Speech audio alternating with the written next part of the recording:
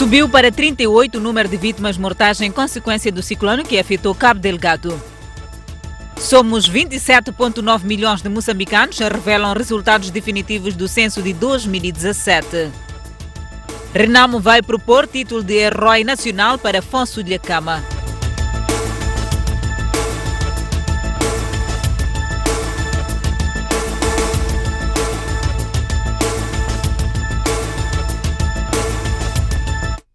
Boa noite, bem-vindos ao Jornal da Noite. Tragédia em Pemba. 5 pessoas morreram na sequência do deslizamento da lixeira da autarquia. As 5 vítimas mortais pelo deslizamento da lixeira municipal de Pemba foram colhidas de surpresa na noite de domingo, quando se encontravam nas suas casas em convívio familiar. Sucede que, por causa da chuva que continua a cair com alguma intensidade, parte da lixeira municipal cedeu e foi contra as casas, deixando soterradas 5 pessoas que não conseguiram escapar à morte. Caiu dali, aqui tinha uma casa, então essa casa tinham 4 pessoas, empurraram daqui, ali tinha um empondeiro e aquele empondeiro também caiu em cima da casa, ali tinha casal, aquelas casais morreram dali, aqui tem 4 corpos. De fato encontramos um corpo, uma senhora, e achamos a identificação, então lá embaixo, onde está a correr esse riacho aqui, tem ali o embondeiro, lá por baixo encontramos, graças a Deus conseguimos remover aquele corpo, mas na presença do líder dessa sede comunitária aqui mesmo na unidade GG, ele estava ali com a sua força. Os dados sobre os 5 óbitos podem ser preliminares, tendo em conta que a lixeira municipal cobriu várias casas. Uma equipa multissetorial, composta pelo Serviço Nacional de Salvação Pública de Moçambique e Brasil, mais concretamente de Minas Gerais, esteve no terreno a fazer busca dos corpos e de possíveis sobreviventes. A gente tem uma certa esperança, considerando que pode ter alguma parte de alvenaria da casa ou algum local que a gente chama de espaço vital, que a pessoa possa estar lá, né? Um espaço que formou e a pessoa possa ficar nesse local, nesse espaço vital isolado.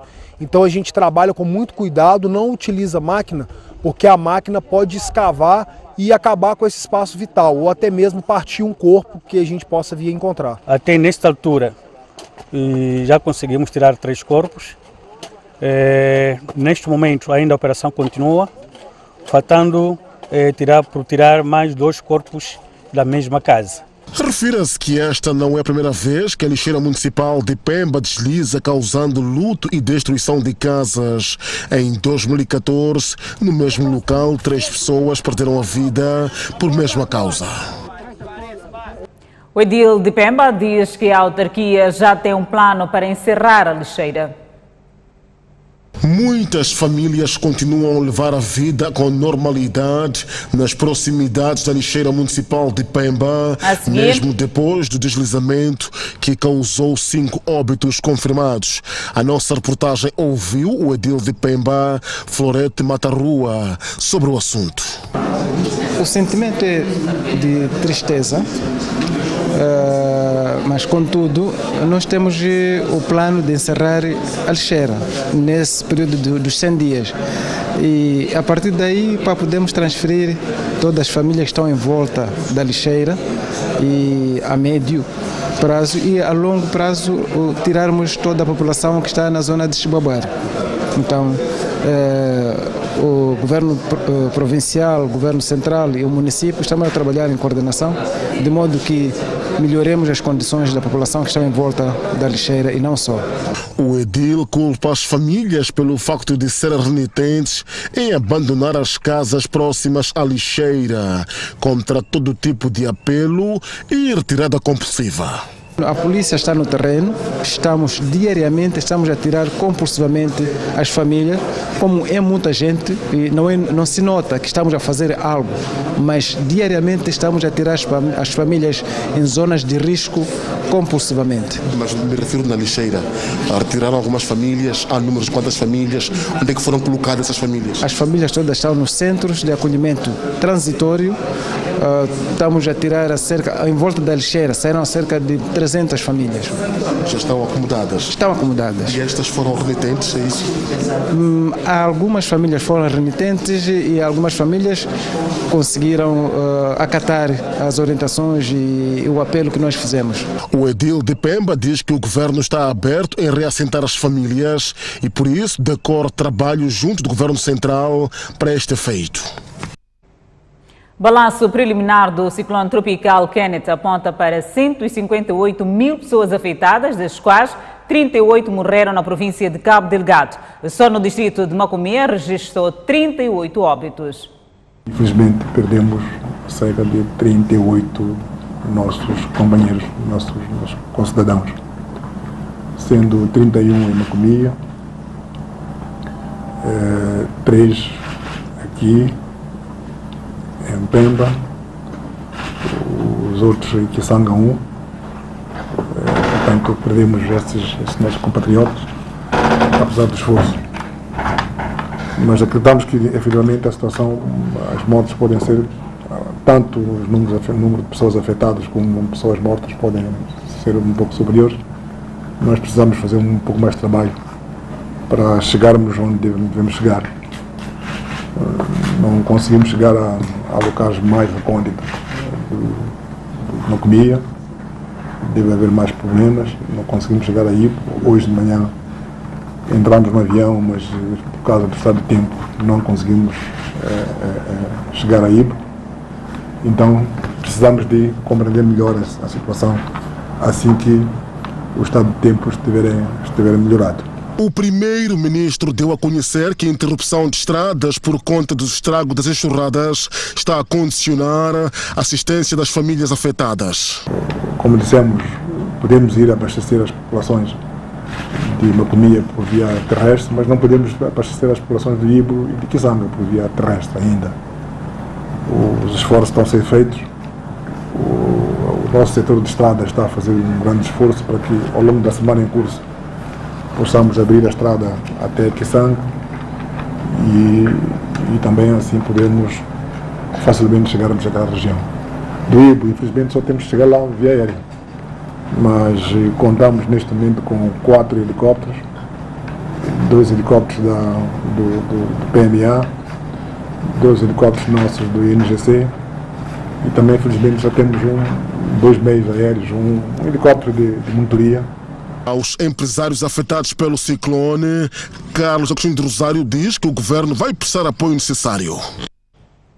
O caudal do rio Miese, na cidade de Pemba, transbordou na manhã de ontem, condicionando a única via que dá acesso ao centro urbano da Bahia. O caudal do rio Miese transbordou na sequência das enxurradas do último domingo. A situação preocupou não só as estruturas governamentais, mas também a população. O primeiro-ministro Carlos Agostinho de Rosário esteve no local e acompanhou a situação. Na ocasião, deixou recomendações à população circunvizinha. Pronto, nós vamos voltar para onde? Para a Macomia, para ver lá mais pessoas. Mas aqui atenção aqui, não podemos perder a vida. Então, por exemplo, Nilson manda compromisso a vocês. Não poder, aqueles ali, aqueles ali. É a natureza que fez isso, né? Não hoje são muitas medidas. O senhor ministro Lema Comia, a situação está muito é por isso. Vamos lá ver. Vamos lá ver. É por isso que estamos lá. Já vai para lá agora, já estamos indo para lá. E esta segunda-feira, o primeiro-ministro Carlos Agostinho de Rosário não conseguiu sobrevoar a ilha do Ibo na sequência da chuva que está a cair. Sucede que logo pela manhã Pemba fez sol, mas momentaneamente voltou, portanto, a fechar o céu, o que complicou, digamos, a navegação aérea. Por isso, o primeiro-ministro foi, portanto, ao avião, mas teve que de seguida voltar para a sala de embarque e esperar uma outra oportunidade para assim justificar a sua ida a Ibo para aferir os estragos das inundações. Imagens de Verson Paulo, Jorge Marcos, STV a partir de Pemba. A chuva arrastou terra dos quintais para a Avenida 25 de Setembro na cidade de Pemba e condicionou o trânsito que na sequência teve que ser interditado para dar lugar a trabalhos de remoção. As máquinas estão a roncar ao longo da Avenida 25 de Setembro para a remoção de terra arrastada das instalações de uma firma de venda de refrigerantes. A chuva que está a cair está a remover terra dos quintais para a principal rodovia de Pemba, condicionando a circulação de veículos. Essa chuva estragou muita coisa. Estragou a estrada, está cheia de areia, estragou casas. Até hoje estão a transportar mortos, pessoas mortais que morreram lá nos Paparos. Sim. Mas como é que está a andar com o carro? Aqui sempre o carro anda mal, estamos a andar mal. Só que está a ajudar com catrapilar e tal, mas toda a estrada está cheia de areia. Na verdade a estrada não está em condições, mas acho que estou a ver ali umas máquinas estão a tentar limpar.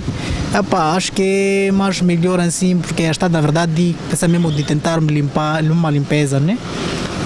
Estes trabalhadores deverão em breve remover terra desta avenida para permitir a circulação normal de viaturas. Libertar um pouco as vias de acesso só aqui da cidade. Como é que ficaram? Em termos de? As vias de acesso? Estão todas péssimas, assim como pode ver. Então nós estamos só a diminuir a areia, porque com este tempo não dá para continuar a trabalhar intensivamente. E se continuar a chuva com esta areia pode trazer mais problemas? Com certeza, assim como pode ver. Neste momento, um pouco pelas ruas e avenidas de Pemba, pode-se ver terra arrastada dos quintais pelas chuvas. E o Ministério da Saúde já disponibilizou medicamento para assistência às vítimas do ciclone Kenneth na província de Cabo Delgado. Visando responder aos casos de doenças de origens hídricas, o Ministério da Saúde alocou medicamentos para assistir mais de 40 mil pessoas durante 2 meses. 4 contentores de medicamentos estão a ser descarregados no centro de medicamentos da província de Cabo Delgado. E neste momento, desde ontem, começaram a chegar os caminhões de apoio, já chegaram 4 caminhões de 40 pés, onde temos todo tipo de medicamento para o consumo para 2 meses e para responder para os 3 distritos que foram mais afetados. Também alocamos, além desses medicamentos de consumo normal, para reforçar aqueles que foram perdidos nesses distritos, mas também alocamos kits específicos para a campanha. Alocamos kits de interagência, que são kits que contêm tendas e todo tipo de material que se pode chegar num local e abrir e começar a atender a população. E nós recebemos neste momento 4 kits de interagência. Um kit de interagência dá para atender cerca de 10 mil pacientes. Antônio Assani diz que neste momento o Ministério precisa de 3 hospitais de campanha para substituir os centros de saúde danificados nos distritos de Kisanga, Macomia e Ibu. Foram afetados cerca de 14 hospitais e desses 3 foram totalmente destruídos e são esses que nós estamos a trabalhar com o nível central, junto com os nossos parceiros, para mobilizar 3 hospitais de campanha para os distritos de Ibu, distritos de Kisanga e Macomia. E também vamos mobilizar maternidade de tendas para dar o atendimento das maternidades que foram destruídas nesses distritos, que são no total de 4 maternidades. O Ministério da Saúde já mobilizou 4 maternidades de tenda com respectivos kits de atendimento. As Nações Unidas vão disponibilizar 13 milhões de dólares de ajuda humanitária a Moçambique e Ilhas Comores, 2 países afetados pelo ciclone Kenneth. Após 4 semanas da passagem do ciclone Idai, a comunidade internacional volta a ser chamada para ajudar as vítimas do ciclone Kenneth, que já fez dezenas de mortos em Cabo Delgado. Este domingo, as Nações Unidas prometeram enviar 13 milhões de dólares a Moçambique e Comores para ajudar no fornecimento de água potável, alimentação e recuperação de infraestruturas. Por sua vez, o Banco Mundial prevê que sejam necessários cerca de 2 bilhões de dólares para ajudar na recuperação de Moçambique e outros países afetados pelo ciclone Kenneth. Receia-se que após a tempestade que devastou as zonas costeiras de Cabo Delgado e Nampula, a cólera seja o próximo problema a ser combatido. Seguimos com outras notícias. Somos 27,9 milhões de moçambicanos. É o que dizem os resultados definitivos do censo de 2017, divulgados hoje pelo Instituto Nacional de Estatística. O presidente da República diz que os dados oferecem uma maior precisão na definição e implementação de programas de desenvolvimento.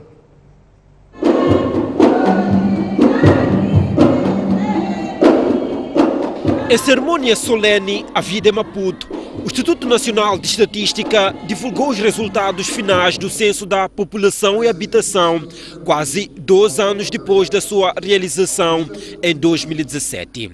Indo ao detalhe, contrariamente aos dados preliminares que apontavam para a existência de 28,8 milhões de habitantes, o apuramento final concluiu que somos 27.909.798 moçambicanos, um aumento de 7,2 milhões em relação ao censo de 2007.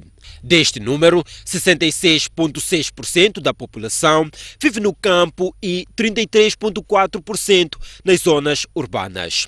Nampula e Zambésia continuam as duas províncias mais populosas, com 20,6% e 18,5% da população, respectivamente, enquanto a cidade de Maputo e a província de Gaza são as menos populosas, com 4% e 5,1%, respectivamente.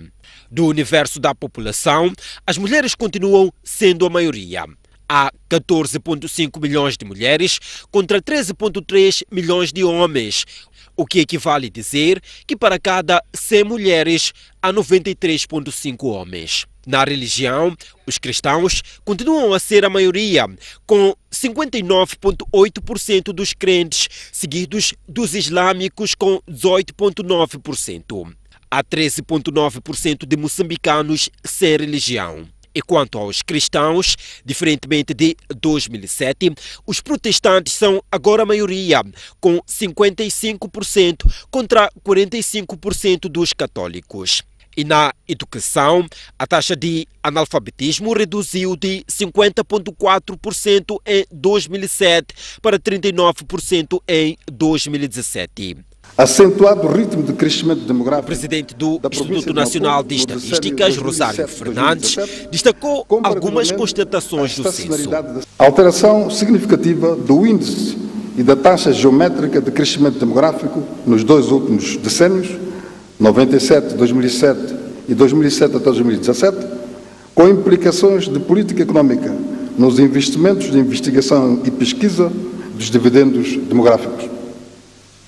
Acentuado o ritmo de crescimento demográfico da província de Maputo no decênio 2007-2017, comparativamente à estacionalidade da cidade de Maputo, ainda com estatuto provincial. Acentuada omissão em respondentes da qualificação real da deficiência com impactos na avaliação do número global para a indução de políticas públicas.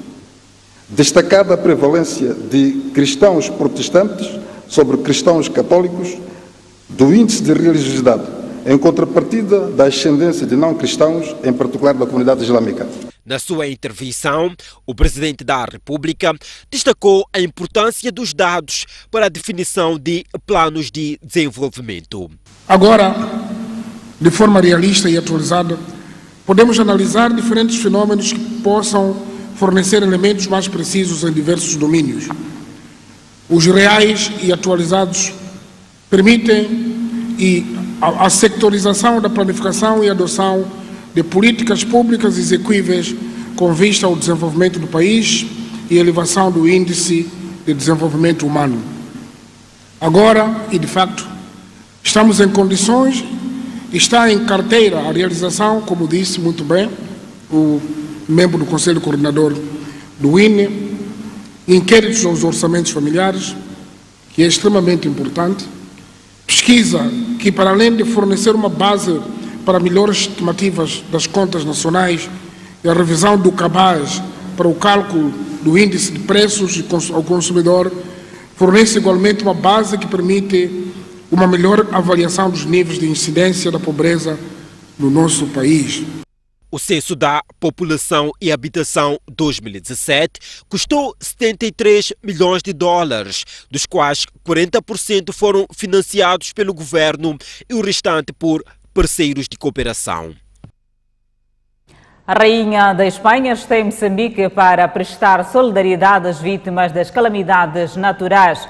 Letícia Roca Solano deverá viajar para Beira, onde vai acompanhar de perto a ajuda que a Espanha está a prestar ao país. Esta é uma notícia a acompanhar ainda neste jornal. Voltamos a falar do censo, onde, reagindo aos dados de censo 2017, o académico e antigo reitor da Universidade Pedagógica diz que Moçambique tem atualmente a pior taxa de analfabetismo a nível da região. Reagindo aos resultados definitivos do Recenseamento Geral da População e Habitação de 2017, o académico Rogério Tui lançou duras críticas ao setor da educação e disse mesmo que Moçambique é o pior país da região em termos do analfabetismo. Houve redução, mas para mim esta área é a mais gritante, né? Nós continuamos com 40% de analfabetos a nível do país. Essas taxas são muito grandes em relação a todos os países da África subsaariana e principalmente aqui a nível da SADC nós temos a pior taxa de analfabetismo. Portanto, ainda é um grande desafio esta questão e vimos também que está associado não só a campanhas de alfabetização, mas também à desistência, ao fato de a rede escolar não estar a abranger crianças que estão com 6, 7 anos e que estão fora da escola, conforme podemos constatar. Portanto, este é um grande desafio que se coloca na área da educação. Reagindo à crítica, a ministra da Educação e Desenvolvimento Humano defende que o problema pode ser resolvido com a formação de professores. Quando a criança não vai à escola, estamos a aumentar o analfabetismo. Mas se ela vai à escola, tem um acesso, logicamente que nós temos que fazer esse tipo de trabalho. Temos que intensificar a formação de professores, melhorar os nossos materiais de ensino, melhorar as metodologias de ensino, fazer com que a provisão do livro chegue à criança a tempo e horas. Para a presidente da Comissão do Plano e Orçamento da Assembleia da República, os dados apresentados irão ajudar no desenho de novas políticas públicas. Temos informação que permite desenhar políticas, que permite fazer legislação como forma a responder aos grandes desafios. Tivemos a oportunidade de ver que alguns indicadores estão a registrar crescimento, mas estes crescimentos podem, com boas políticas, serem muito maiores. O 4º Recenseamento Geral da População e Habitação decorreu em 2017. A Rainha da Espanha está em Moçambique para prestar solidariedade às vítimas das calamidades naturais. Letícia Roca Solano deverá viajar para Beira, onde vai acompanhar de perto a ajuda que a Espanha está a prestar ao país. A rainha Letícia Roca Solano foi recebida na tarde desta segunda-feira pelo presidente da República, Filipe Nyusi, no encontro onde a esposa do rei Filipe VI prestou solidariedade para com as vítimas do ciclone Idai, que afetou a região centro do país. Nesta terça-feira, a rainha Letícia Roca Solano deverá deslocar-se à cidade da Beira, onde fará uma visita às áreas devastadas pelo ciclone Idai, prestar solidariedade às populações afetadas e manter um encontro com a equipa de médicos espanhóis que está a assistir às comunidades moçambicanas no distrito de Dondo, província de Sofala. Recebemos uma visita de Sua Majestade a Rainha Letícia de Espanha, uma visita de 3 dias. É uma visita que, de uma maneira geral, vem reforçar as relações de amizade, de solidariedade e cooperação bilateral entre Moçambique e o Reino da Espanha. Na especialidade, a Sua Majestade a Rainha Letícia veio para Moçambique para, sobretudo, partilhar solidariedade para com as vítimas do ciclone Idai que afetou o nosso país. Vem ainda fazer a avaliação do processo de implementação de projetos de Espanha em Moçambique. No total, são 71 profissionais, 40 do Sistema Nacional de Saúde de várias regiões espanholas e os restantes 31 em pessoal de logística que foram recrutados para responder ao pedido de ajuda humanitária por parte de Moçambique. Para além de apoio em termos de pessoal médico, a Espanha disponibilizou 50 mil euros para o Fundo de Apoio às Vítimas do Ciclone Idai. Antes de se encontrar com o Presidente da República, a Rainha da Espanha visitou o Centro de Investigação em Saúde da Manhissab, na província de Maputo. Trata-se de um centro que conta com o apoio do Reino da Espanha no desenvolvimento das suas atividades. André Majibir é o novo secretário-geral da Renamo.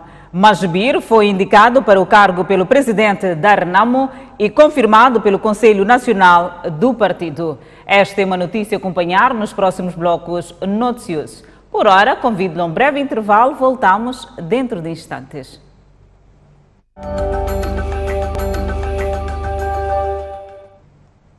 De volta ao Jornal da Noite, a Renamo vai propor a atribuição do título de Herói Nacional para Afonso Dhlakama. A intenção foi manifestada hoje pelo presidente da Renamo na abertura da reunião do Conselho Nacional do Partido. Sem avançar datas, o partido Renamo anunciou que vai submeter o projeto de lei de elevação da figura de Afonso Dhlakama a Herói Nacional. O atual presidente do partido, Ossufo Momadi, que intervia por telefone na abertura do Conselho Nacional que se realiza em Nampula, referiu que o facto vai marcar de forma indelével a obra e vida de Dhlakama. Orientamos o Conselho Jurisdicional do Partido com a devida urgência para conceder, submeter à instância de direito o projeto de lei que eleva a figura do saudoso presidente à categoria de Herói Nacional, marcando para sempre de forma indelével a sua vida e obra. Ossufo Momadi fez uma breve radiografia do recenseamento eleitoral, considerando um fiasco, e exige a demissão imediata do diretor-geral do STAI. E hoje, se existe um autêntico fiasco do recenseamento eleitoral, com muitos problemas técnicos no terreno e uma operacionalização abaixo desejável. Constata-se a falta de painéis solares, cabos e inversores, para além de avarias constantes móveis, o que significa que há muitas brigadas de recenseamento que não funcionam devidamente. Devido a esses comportamentos lesivos, exigimos a demissão imediata do diretor-geral do STAI. Esta sessão, designada Conselho Nacional da Vitória, realiza-se nas vésperas da data da morte do anterior presidente do partido, Afonso Dhlakama. Quem também critica o processo de recenseamento eleitoral é o MDM, terceira maior força política do país. David Chimango pede profissionalismo ao Secretariado Técnico de Administração Eleitoral. Eu penso, mais uma vez, o STAI volta a chumbar. Volta a chumbar e, sobretudo, chumba num gráfico abaixo de zero. Portanto, um gráfico extremamente negativo, inaceitável num Estado de Direito. David Chimango, que falava neste fim de semana, poucos minutos depois de chegar na beira e da cidade de Maputo, onde recebera mais 3 prémios atribuídos pela PMR, é de opinião que a falta de proatividade no STAI. Não faz sentido hoje. Há vários postos de recenseamento que não funcionam, porque o equipamento não corresponde, porque o equipamento não arranca, porque ora não há energia, ora porque não há painéis solares, ora as impressoras não funcionam, ora são os próprios móveis que estão avariados. Portanto, é um leque de incompetência que o STAI está a apresentar. O presidente do MDM emitiu de seguida a sua opinião sobre as razões que dificultam o processo de recenseamento. O STAI ainda está vinculado a interesses partidários. Interessa ao STAI hoje baralhar o sistema de recenseamento. O país não pode ir às eleições nas condições em que o STAI está a fazer o seu recenseamento. Ainda sobre o recenseamento eleitoral, os órgãos eleitorais dizem que o ciclone Kenneth poderá comprometer as metas traçadas para Cabo Delgado.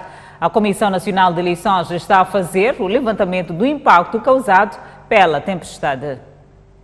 Se o ciclone Idai, que devastou as províncias de Sofala e Manica, forçou o adiamento do início do recenseamento eleitoral, o Kenneth poderá comprometer as metas do registro de eleitores em Cabo Delgado.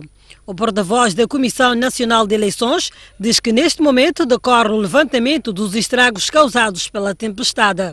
É uma nova situação, ainda não temos um levantamento circunstanciado sobre os estragos que eventualmente possam ter impacto no nosso trabalho, mas os nossos colegas estão lá, estão a trabalhar Esperamos a breve trecho recebermos a comunicação com os dados exatos sobre aquilo que terá acontecido e que possa ter impacto no recenseamento.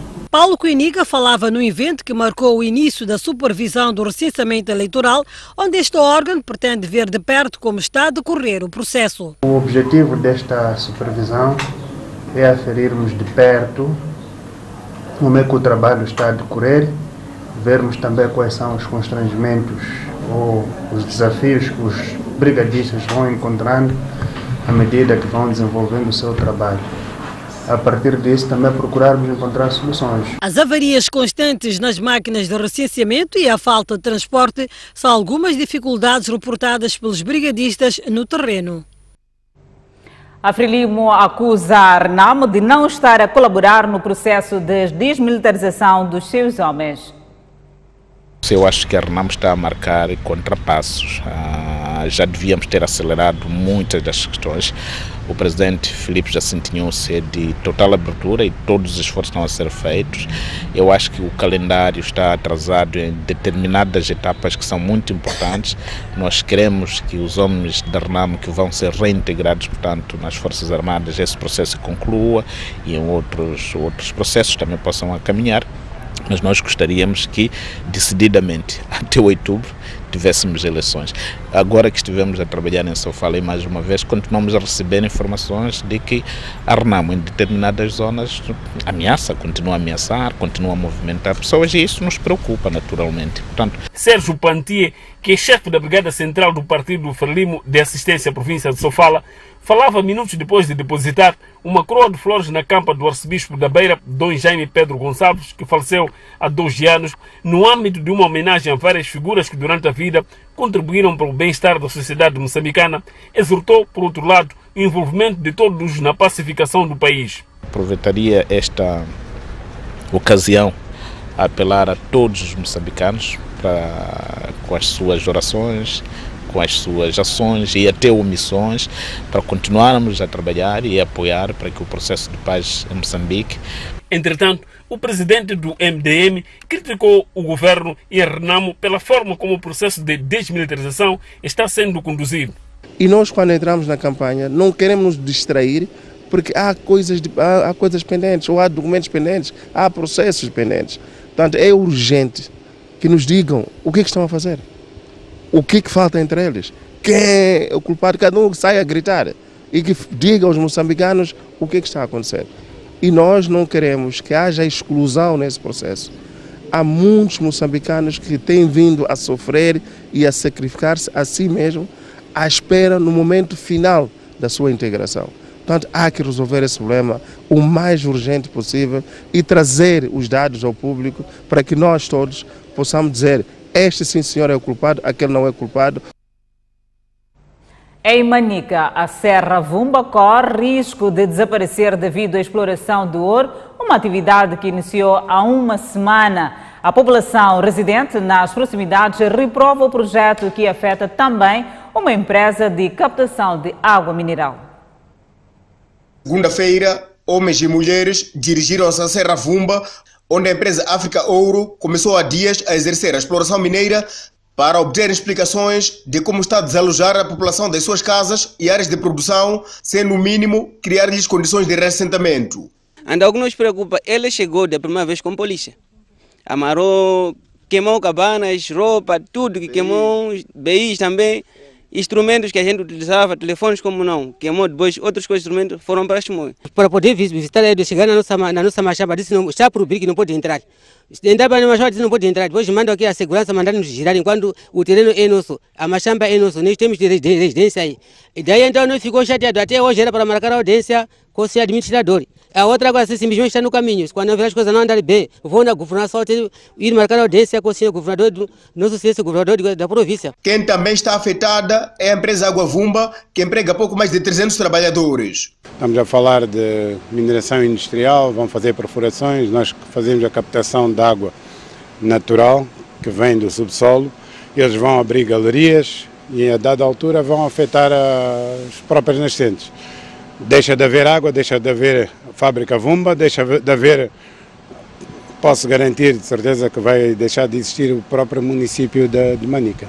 Junto da empresa África Ouro, não foi possível colher a reação sobre o assunto e não nos foi permitida a captação de imagens. As poucas imagens que conseguimos obter mostram o início das operações na Serra Vumba.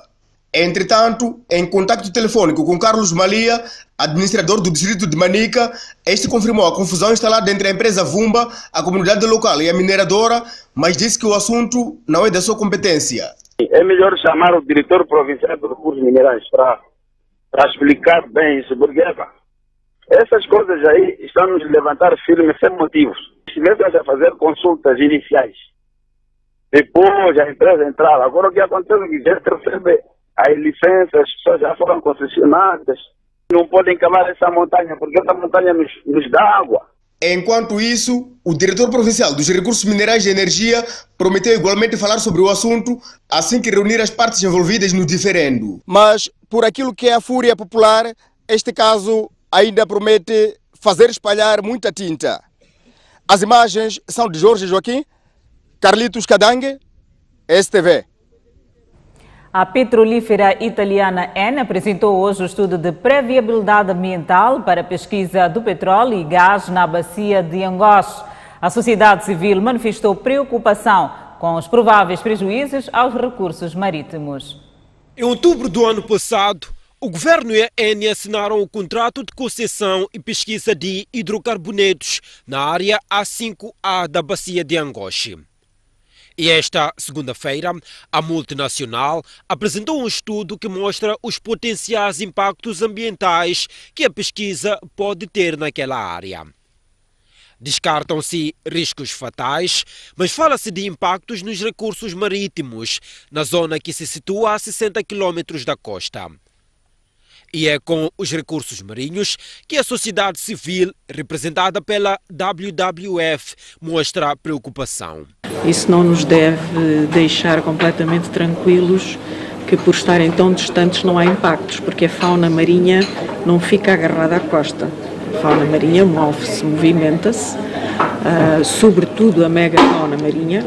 Portanto, qualquer atividade naquela zona pode sim ter um impacto. Ainda não se sabe se será encontrado hidrocarboneto comercializável no fundo do poço e a Eni avança que a possibilidade de sucesso é de apenas 10 a 20%. E até lá deverão ser seguidos muitos outros passos. Depois concluir-se que não há efeitos muito negativos na implementação destes projetos, vão arrancar obviamente a fase de pesquisa que vai culminar com a perfuração dos primeiros poços. Os dados apresentados esta segunda-feira poderão ser modificados, sendo que, depois de aprovado o estudo de impacto ambiental, poderá-se passar para a pesquisa propriamente dita.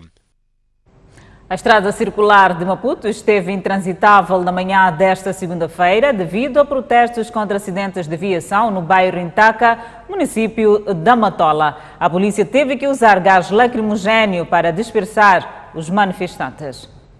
Cansados dos acidentes de viação que causam mortes, moradores do bairro Intaca, na autarquia da Matola, decidiram barricar a estrada. Quando as pessoas são atropeladas, as pessoas que atropelam depois fogem, deixam as pessoas aqui. Por exemplo, antes de atropelaram um polícia que vive atrás da minha casa. E levaram para o hospital, mas acabou perdendo vida hoje. As várias unidades da PRM e Polícia Municipal efetuavam detenções dos indivíduos suspeitos da agitação que culminou com a colocação destas barricadas. Vieram me pegar aí no portão do meu serviço, não sei diretamente o que está a acontecer. Eles não perguntam o que está a acontecer. Qualquer pessoa, há pessoas aqui que não tinham nada a ver com isso. Chegam, te dão rasteira, dizem para dormir no chão e te recolhem, sem pedir nenhuma satisfação. Houve muito gás lacrimogéneo? Pelo que pude me perceber, porque eu já estava distante, sim, houve. Este automobilista confirma que neste troço da circular de Maputo ocorrem acidentes de viação e deixa apelos aos utentes da estrada. Pelo menos para prestarem bem atenção quando pretenderem atravessar a estrada, porque assim é muito perigoso, tanto para nós como condutores e para eles, para o bem-estar da via pública. A polícia seguia os manifestantes até o interior do bairro e trazia-os até ao carro. A retirada dos troncos necessitava de união de esforços do pessoal encarregue de retirar os obstáculos colocados pelos populares. Convido-lhe a um breve intervalo, mas antes a previsão do estado do tempo para amanhã.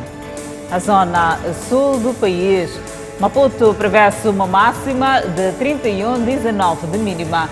Xai-Xai, 29 de máxima, 20 de mínima. Inhambane, 28 de máxima, 22 de mínima.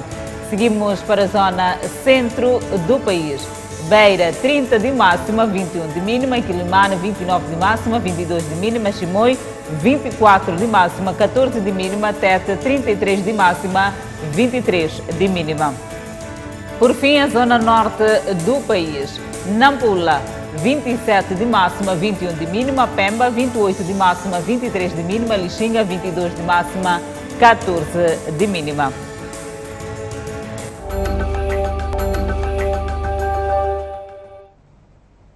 De volta e seguimos com a página desportiva. O Bahia de Pemba, representante de Cabo Delgado no Moçambola 2019, diz que os jogadores não estão em condições de disputar o jogo da primeira jornada da prova, remarcado para esta quarta-feira. Foi através desta carta enviada à Liga Moçambicana de Futebol que o Bahia de Pemba pediu o adiamento do jogo da primeira jornada em que devia defrontar o Costa do Sol esta quarta-feira em Maputo. A direção do Bahia de Pemba diz que o ciclone que devastou a província de Cabo Delgado e a cidade de Pemba em particular deixou um rastro de desgraça, caracterizado por perda total ou parcial das suas residências e dos familiares da equipa técnica dos jogadores e da direção. Destruição parcial da vedação do campo que irá acolher os jogos do Moçambola. Alargamento do piso do campo que irá acolher os jogos do Moçambola. Invasão de águas da chuva nos balneários do campo e outros. Assim, a direção da coletividade de Cabo Delgado apela à direção da Liga Moçambicana de Futebol a considerar o estado anímico dos jogadores que precisam de se recompor e garantir que as suas famílias estejam abrigadas e seguras. Um processo que, para eles, não deverá levar menos de um dia, tendo em conta que a equipa só teria segunda-feira para a recomposição psicológica e terça-feira para viajar a Maputo. E solicita à direção, liderada por Ananias Coana, remarcação dos jogos da primeira e terceira jornadas para uma data a acordar entre os clubes. A alteração da ordem da terceira jornada, isto é, que a referida partida se realiza em Songo, diante da União Desportiva. O Bahia de Pemba se predispõe a se estrear no Moçambola 2019 na segunda jornada, na sua deslocação a Nampula, para defrontar o Desportivo de Nacala.